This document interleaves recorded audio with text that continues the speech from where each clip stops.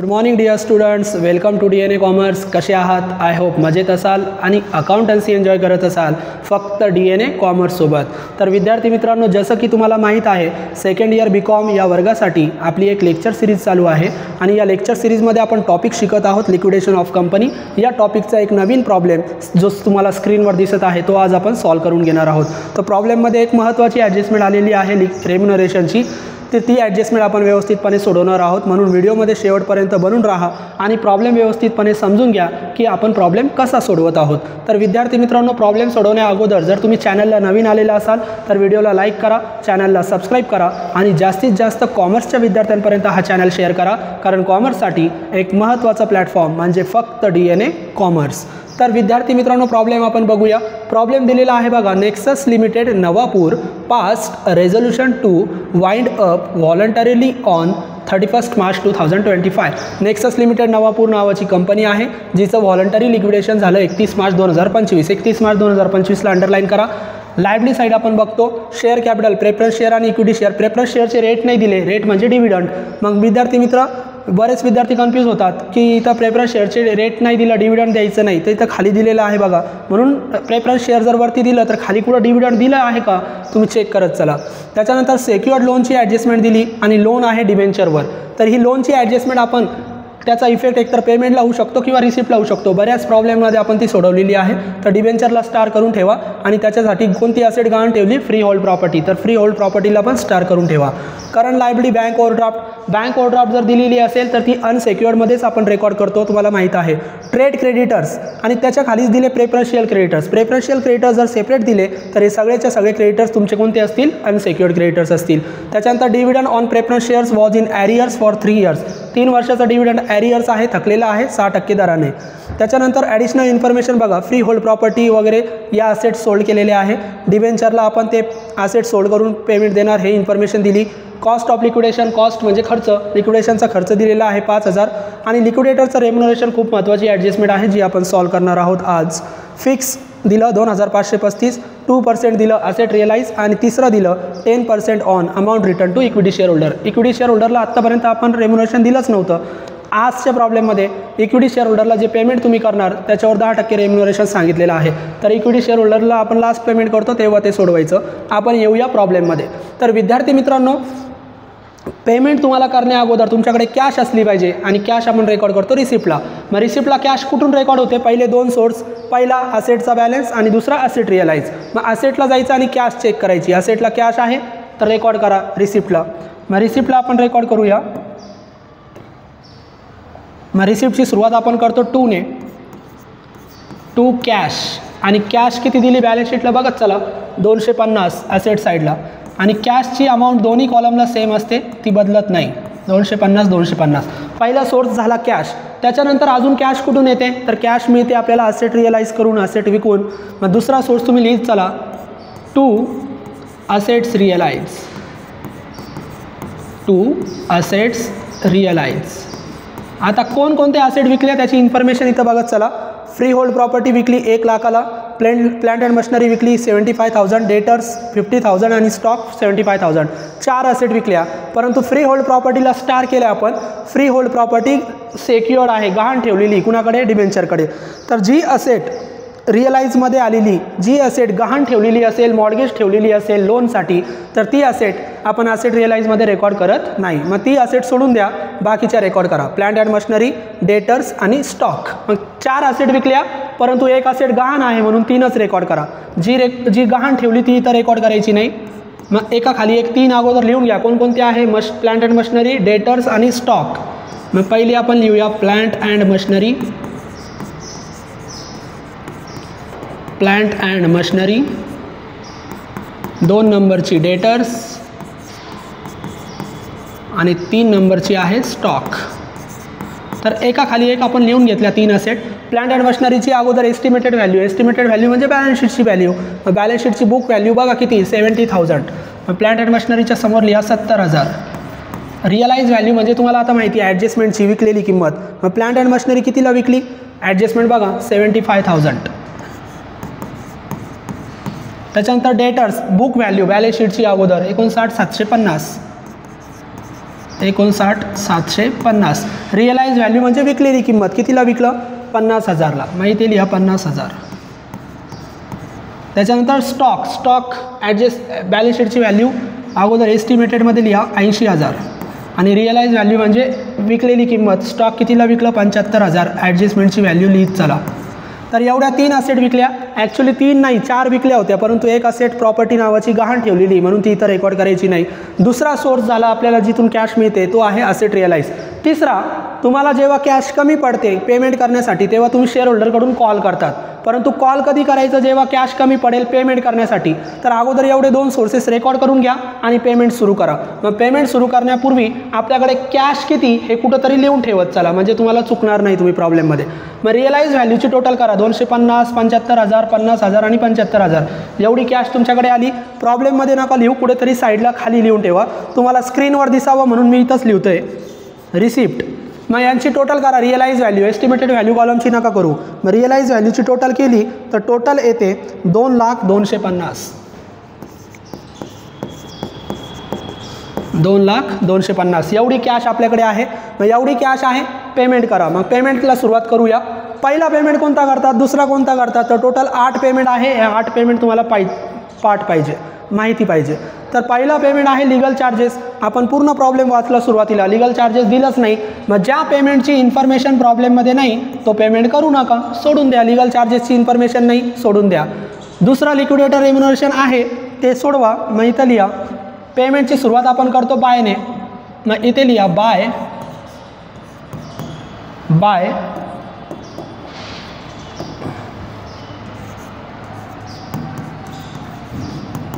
कुणाचं पेमेंट करताय तुम्ही? लिक्विडेटरचं remuneration. Liquidator's remuneration by liquidator's remuneration. आणि लिक्विडेटरला कोणकोणत्या पद्धतीने रेम्युनरेशन देतात त्याच्यासाठी ॲडजस्टमेंट वाचा. मग ॲडजस्टमेंटवर लक्ष द्या प्रॉब्लेममध्ये. मग ॲडजस्टमेंट बघा. Liquidators remuneration was fix ₹2,535 2,535 fix remuneration आहे. मग पहिला रेम्युनरेशन लिहा फिक्स 2,535. इनर कॉलमला लिहा कारण अजून पण रेम्युनरेशन आहे त्याला. 2,535. नंबर 2 त्याच रेम्युनरेशनच्या ॲडजस्टमेंटमध्ये बघा plus 2% on all asset realise. Asset रिअलाइजवर 2%. मग इथं लिहा 2% ऑन असेट्स रिअलाइज.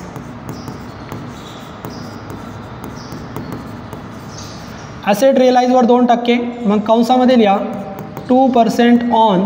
आता असेट रिअलाइजची टोटल करायची. मग बरेच विद्यार्थी म्हणतात सर असेट रिअलाइज इथं याची टोटल करू. इथं आपण 3च असेट लिहिल्या. टोटल असेट किती विकल्या होत्या? 4. म्हणून इन्फॉर्मेशन बघत चला, ॲडजस्टमेंट बघत चला असेट रिअलाइजची आणि जितक्या असेट विकल्या त्यांची सगळ्यांची टोटल करत चला. मग free hold property, plant and machinery, debtors आणि स्टॉक 4 असेट विकल्या. 1,75,000, 50,000 आणि 75,000 या 4 अमाऊंट आहे. मग या 4 अमाऊंटची टोटल करा. टोटल असेट रिअलाइज कितीच्या होत्यात? कॅल्क्युलेटरवर तुम्ही करू शकतात, कॅल्क्युलेटर तुम्हाला अलाउड आहे. तर ती टोटल येते असेट रिअलाइजची 3 लाख. मग 3 लाखावर 2% काढायचे आहे म्हणजे किती येणार? 6,000. इनरला लिहा 6,000. अजून रेम्युनरेशनची ॲडजस्टमेंट संपलेली नाही. पुढे बघा. आता लिक्विडेटरचं रेम्युनरेशन काय सांगितलं होतं? 2% on all asset realise except cash. Except cash म्हणजे कॅश सोडून. मग कॅश आपण घेतच नाही. इन्क्लुडिंग कॅश सांगितलं तर असेट रिअलाइजच्या टोटलमध्ये कॅश पण तुम्ही इन्क्लूड करत चला. आता एक्सेप्ट आहे म्हणून कॅश आपण घेत नाही. 10% on amount return to equity share holder. Equity share होल्डरला जी अमाऊंट तुम्ही रिटर्न केली त्याच्यावर 10% रेम्युनरेशन सांगितलं. मग लिहा 10% ऑन इक्विटी शेअर होल्डर्स. नवीन रेम्युनरेशन आपण सोडवत आहोत इक्विटी शेअर होल्डर्स. आता सगळ्यांना माहिती आहे ऑर्डर ऑफ पेमेंटमध्ये इक्विटी शेअर होल्डरचा पेमेंट हा कधी होतो? लास्टला. ते पण कॅश शिल्लक असली तर. कॅश शिल्लक नसली तर यांना पेमेंट पण होत नाही. आता यांना रेम्युनरेशन सांगितलं याचा अर्थ यांना पेमेंट होणारच आहे. आणि कधी होणार आहे? लास्टला. आत्ता आपल्याला माहिती आहे का की इक्विटी शेअर होल्डरला किती पेमेंट देत आहे? 4,000, 10,000, 5,000? काहीच माहीत नाही. मग यांचं रेम्युनरेशन आत्ता आपण सोडू शकत नाही कारण यांचं पेमेंट जर लास्टला होत असेल तर लास्टला यांना किती पेमेंट होणार त्याच्यावरून आपण रेम्युनरेशन काढणार. तर आत्ता तुम्ही इक्विटी शेअर होल्डरचं रेम्युनरेशन सोडू नका, फक्त लिहून ठेवा 10%. मग 10% कशावर? तर कंसामध्ये लिहून ठेवा 10% ऑन जी अमाऊंट येईल त्या अमाऊंटवर तुम्ही, किंवा 10% ऑन ते सोडवायची पण गरज नाही तुम्हाला, डायरेक्ट आपण ते जेव्हा आपण सोडू तेव्हा बघूया. एवढंच लिहा फक्त 10% ऑन इक्विटी शेअर होल्डर. आता इक्विटी शेअर होल्डरला किती द्यायचे, जसं असेट रिअलाइजची टोटल माहीत होती पण इक्विटी शेअर होल्डरची नाही माहीत. तर इक्विटी शेअर होल्डरचं रेम्युनरेशन जर दिलं तर फक्त लिहून ठेवत चला, सोडवा शेवटी, कारण पेमेंट कधी होणार आहे लास्टला, तर लास्टला आपण सोडूया. आता ते तसंच राहू द्या.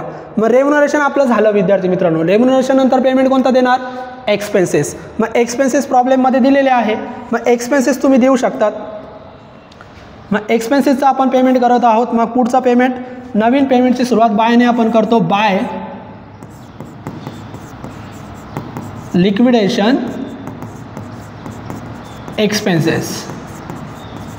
मग लिक्विडेशन एक्सपेन्सेस प्रॉब्लेममध्ये दिलेले आहे बघा, इथं रेम्युनरेशनच्या ॲडजस्टमेंटच्या वरती कॉस्ट ऑफ लिक्विडेशन सांगितलं. कॉस्ट ऑफ लिक्विडेशन म्हणजे खर्च किती दिला, 5000, डायरेक्ट आउटरला लिहा 5000. बरं, एक्सपेन्सेस नंतर कोणता पेमेंट करतो आपण, तर पेमेंट करतो आपण प्रेफरन्शियल क्रेडिटर्स.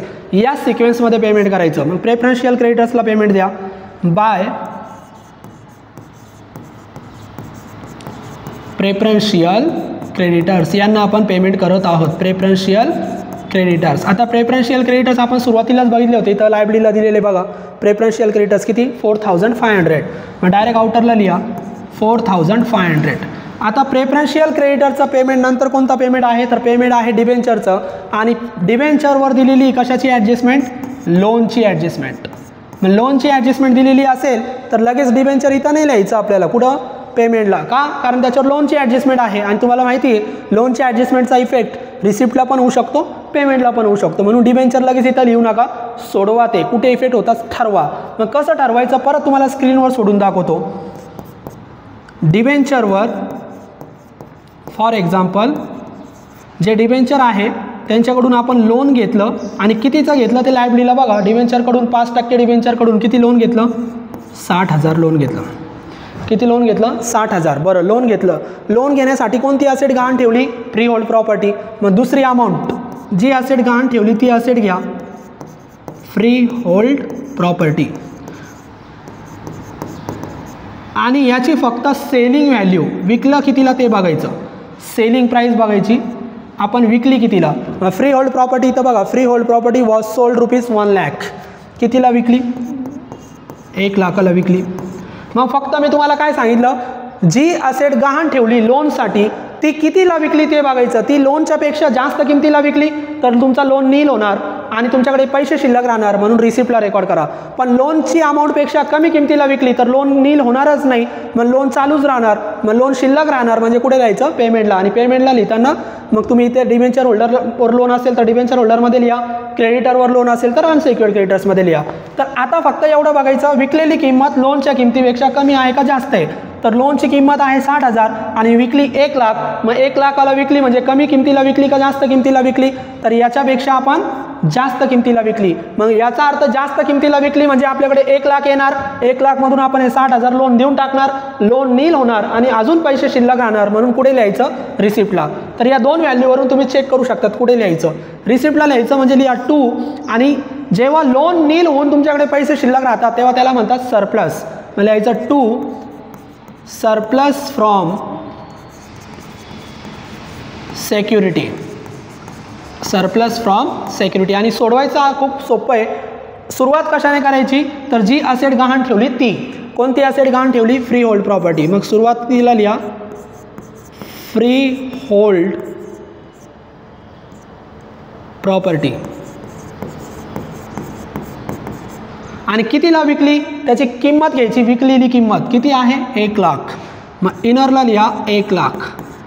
आणि जी असेट गहाण ठेवली, जी असेट तुम्ही विकली गहाण ठेवलेली, त्याच्यातून फक्त लोन वजा करायचं. मग लोन कुणाच्या नावावर आहे, लोन आहे डिबेंचरच्या नावावर. आणि डिबेंचरचं नाव काय, लायबिलिटीला बघा 5% डिबेंचर.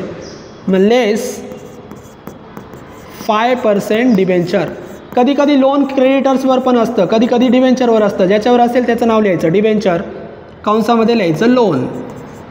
आणि किती लोन आहे, तर लोन आहे 60,000. तिथं बघा लायबिलिटीला, डिबेंचर किती 60,000. मग लोन आहे 60,000.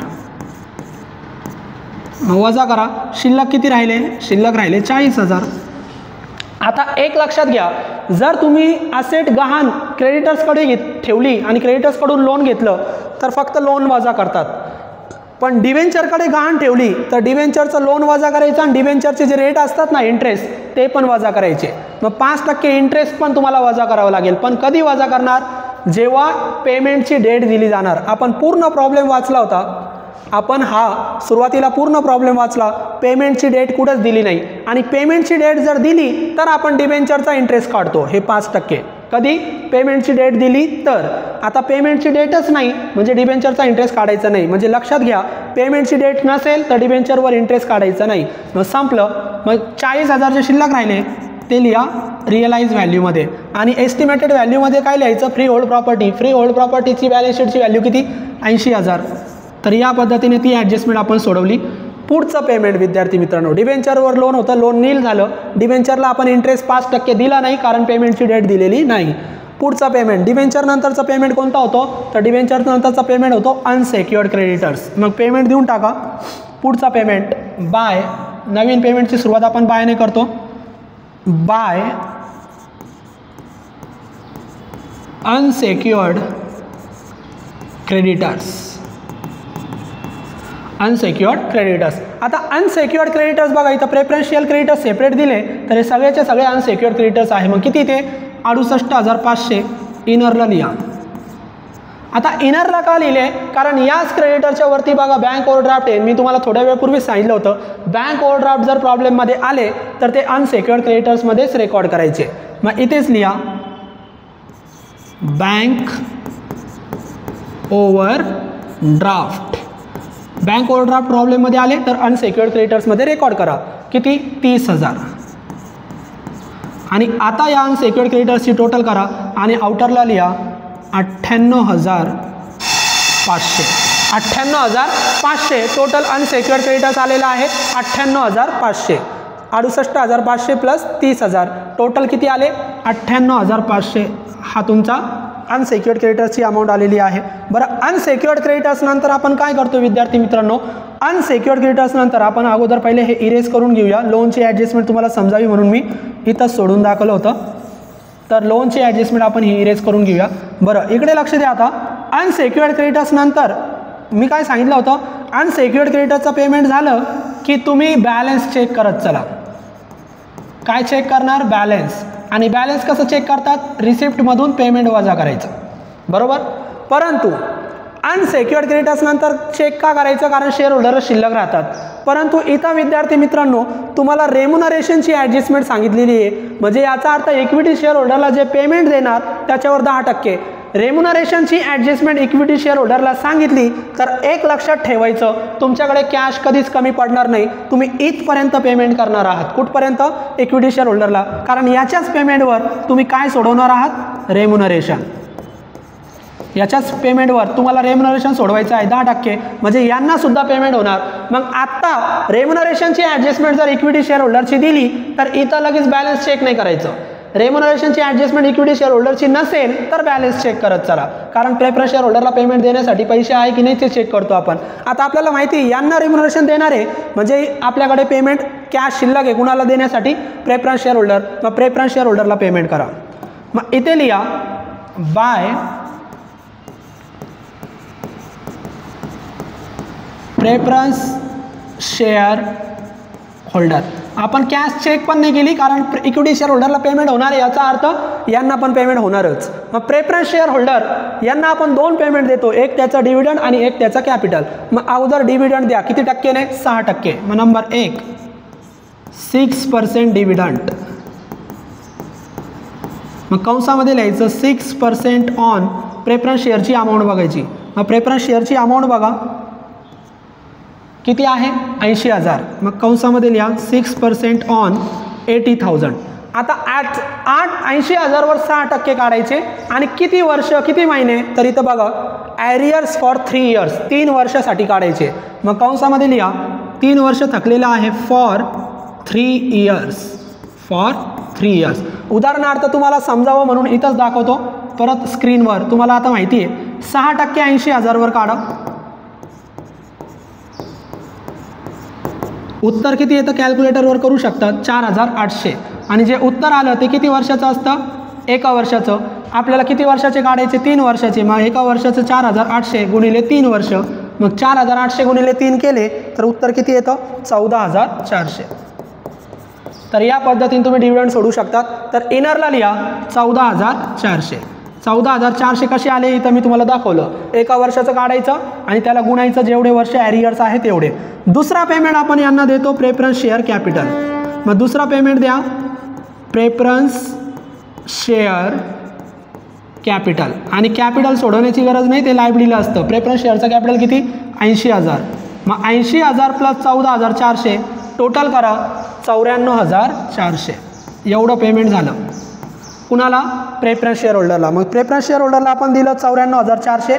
हे आपण इरेज करून घेऊया. डिव्हिडंड कसं मी सोडवलं. आता काय करायचं? आता एकच पेमेंट शिल्लक राहिला. कुणाचा? Equity share holder. मग इक्विटी शेअर होल्डरचं पेमेंट जर शिल्लक राहिलं तर इथं आता बॅलन्स चेक करायचं. प्रेफरन्स शेअर होल्डरचं पेमेंट झाल्यानंतर आता बॅलन्स चेक करा. आणि बॅलन्स कसं चेक करणार? Receipt minus payment. हे इथं बॅलन्स चेक करण्याची गरज नाही. तर बॅलन्स इथं कधी चेक करायचं? जेव्हा रेग्युलर प्रॉब्लेम असेल आणि रेम्युनरेशन कुणावर सांगितलं? इक्विटी शेअर होल्डरवर. तेव्हा बॅलन्स इथं चेक करत चला. तर आता बॅलन्स चेक करा. रिसिप्टमधून पेमेंट वजा करा. रिसिप्ट तुम्हाला माहिती आहे तुमच्याकडे किती होते? 2,250,000. कुठपर्यंत? इथपर्यंत. त्याच्यानंतर तुम्ही लोनची ॲडजस्टमेंट सोडवली. तुमच्याकडे किती शिल्लक राहिले? 40,000. मग याच्यात 40,000 तुम्ही ॲड करा. 40,000 तुमच्याकडे परत आले. मग किती झाली रिसिप्ट? 2,40,250. इथपर्यंत आपल्याकडे कॅश होती. एवढी आपल्याकडे कॅश आहे आणि ती कॅश आपल्याला कमी पडलेली नाही. आपण पेमेंट देत चालणार. तर 2,40,250 एवढी कॅश आहे. आता पेमेंटची टोटल म्हणजे एवढ्या पेमेंटची टोटल. मग बरेच विद्यार्थी म्हणणार सर आउटरचीच टोटल करू का? आउटरचीच करतात, परंतु इथं 2 पेमेंट केलेले आहे रेम्युनरेशनचे, फिक्स आणि ॲसेट रिअलाइज. तिसरा रेम्युनरेशन फक्त काढायचा आहे म्हणून तो केला नाही.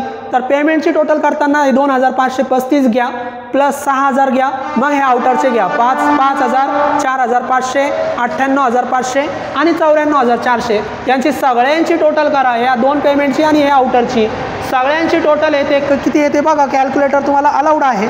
मग कॅल्क्युलेटरवर जर तुम्ही केली तर सगळ्यांची टोटल येते 2,10,935. टोटल येते 2,10,935. एवढी टोटल आली ती वजा करा.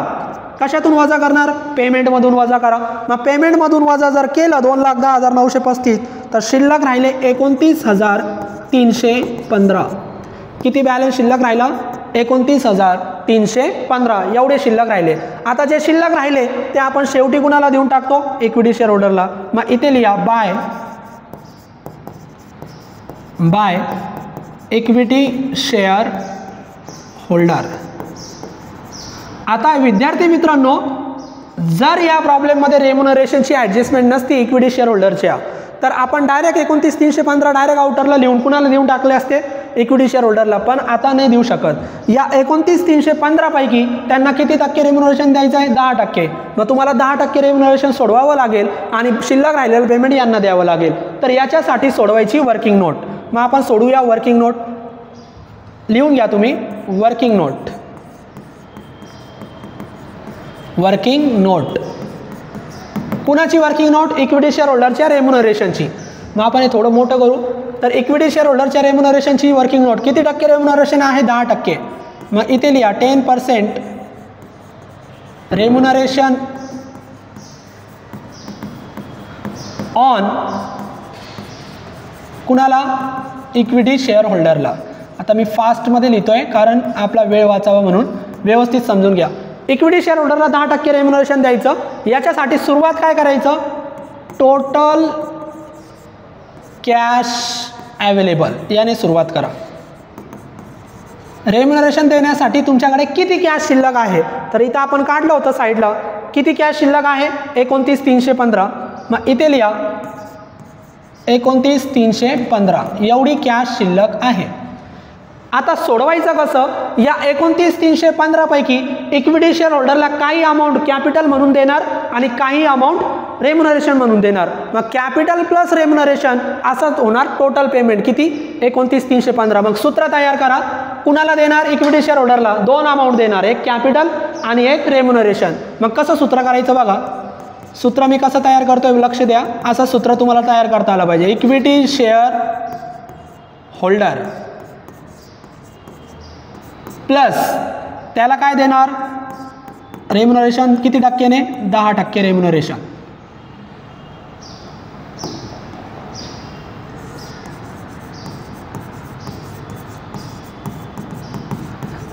आणि is equal to total payment. या दोघांची टोटल म्हणजे हा तुमचा टोटल पेमेंट. मग आपल्याला माहिती आहे इक्विटी शेअर होल्डरला आपण टोटल पेमेंट 29,315 देणार, पण त्याच्यापैकी 10% रेम्युनरेशन आणि काही अमाऊंट कॅपिटल. मग कॅपिटलची अमाऊंट शोधण्यासाठी काय करायचं, इक्विटी शेअर होल्डरच्या अमाऊंटला 100 मानायचं. किती मानायचं, 100. कुणाच्या अमाऊंटला, इक्विटी शेअर होल्डरला. रेम्युनरेशनच्या अमाऊंटला मानायची गरज नाही, त्याचा रेट माहिती आहे 10. आणि इज इक्वल टू या दोघांची टोटल 100 + 10 किती झाले, 110. मग 110 म्हणजे टोटल पेमेंट. 110 म्हणजे काय, टोटल पेमेंट. आणि 110 म्हणजे टोटल पेमेंट आपल्याला माहिती आहे टोटल पेमेंट किती आहे, 29,315 आहे. मग इथं पुढच्या ओळीवर लिहायचं 110 म्हणजे टोटल पेमेंट म्हणजे कितीच, 29,315. 110 ची किंमत आपल्याला माहिती आहे, 110 म्हणजे टोटल पेमेंट आहे, किती होणार 29,315. आपल्याला 10 ची किंमत शोधायची आहे. मग 110 बरोबर जर 29,315 रुपये होत असतील तर 10 ची किंमत किती, मॅथमॅटिक्सनुसार तुम्हाला काढायचं. तर खूप सोपं आहे. 110 ची किंमत घ्या. 110 म्हणजे किती, 29,315. ही कितीची किंमत आहे, 110 ची. कितीची काढायची आहे, 10 ची. गुणा 10 ने, जेवढी काढायची तेवढ्याने गुणा. मग टोटल पेमेंट एक कॅल्क्युलेटरवर करा, 29,315 भागिले 110 गुणिले 10. असं जर तुम्ही कॅल्क्युलेटरवर केलं तर तुम्हाला उत्तर मिळेल विद्यार्थी मित्रांनो 2,665. किती उत्तर मिळालं, 2,665. हे 2,665 कशाची व्हॅल्यू, 10 ची. 10 म्हणजे काय, रेम्युनरेशन. मग पुढच्या ओळीवर लिहा 10% remuneration. 10% remuneration is equal to 2,665. मग 10% रेम्युनरेशन आपण विद्यार्थी मित्रांनो सोडवलं. 10% रेम्युनरेशनची किंमत किती आली, 2,665. आता काय करायचं, रेम्युनरेशनची टोटल आपल्याला माहीत झाली, टोटल पेमेंट आपल्याला माहीत झालं, तर इक्विटी शेअर होल्डरला किती द्यायचे ते खूप सोपं आहे. मग पुढच्या ओळीवर काय करायचं, टोटल पेमेंट मायनस रेम्युनरेशन. सूत्र लिहायची गरज नाही, पण तुम्हाला समजावं म्हणून सांगतोय. टोटल पेमेंट किती होतं, 29,315 मायनस रेम्युनरेशन आत्ताच काढलं 2,665. आता 29,315 पैकी एवढं रेम्युनरेशन बाजूला काढलं तर शिल्लक राहिलेला हा कॅपिटल आहे, कुणाला देणार, इक्विटी शेअर होल्डरला. मग किती येतं ते बघा, तर किती येतं ते 26,650. मग किती आलं, 26,650. मग दुसरी अमाऊंट पण आपण शोधली, ती किती आली, 26,650. ही अमाऊंट तुम्ही द्यायची इक्विटी शेअर होल्डरला आणि ही अमाऊंट द्यायची रेम्युनरेशनला. संपलं. तर या पद्धतीने मग रेम्युनरेशन किती, 2,665. रेम्युनरेशनमध्ये या आणि इथे लिहा, रेम्युनरेशनमध्ये या आणि इथं इनरला लिहा 2,665. एवढं रेम्युनरेशन आहे. वाटलं तर तिथं कंसामध्ये लिहा वर्किंग नोट. आणि टोटल रेम्युनरेशन किती होतं त्याची टोटल करा. तर टोटल रेम्युनरेशन होतं या तिन्ही रेम्युनरेशनची टोटल 11,200. 11,200 एवढं रेम्युनरेशन होतं. आणि इक्विटी शेअर होल्डरला किती पेमेंट करायचं, तर रेम्युनरेशन 2,665 आणि इक्विटी शेअर होल्डरला किती पेमेंट करणार, 26,650. मग इक्विटी शेअर होल्डरमध्ये या आणि आउटरला लिहा 26,650. एवढं पेमेंट त्याला होणार. आता टोटल क्लोज करा. टोटल कॅश तुमच्याकडे किती होती, तर टोटल कॅश आपल्याकडे होती 2,40,250. मग इथे रिसिप्टला लिहा 2,40,250. आणि एवढी कॅश तुमच्याकडे होती आणि एवढं पेमेंट आपण देऊन टाकलं 29,315. याच्यामध्ये रेम्युनरेशन पण दिलं आणि कॅपिटल पण दिलं. जेवढी कॅश होती तेवढी संपली, म्हणजे एवढीच कॅश पेमेंटला लिहा 2,40,250. तर विद्यार्थी मित्रांनो या प्रकारे तुम्ही प्रॉब्लेम सोडू शकतात. तर इक्विटी शेअर होल्डरचं रेम्युनरेशन जर आलं तर या पद्धतीने तुम्ही सोडू शकतात. इक्विटी शेअर होल्डरचं रेम्युनरेशन कसं सोडवलं 1 मिनिटामध्ये परत आपण सोडूया. 10% रेम्युनरेशन होतं इक्विटी शेअर होल्डरवर.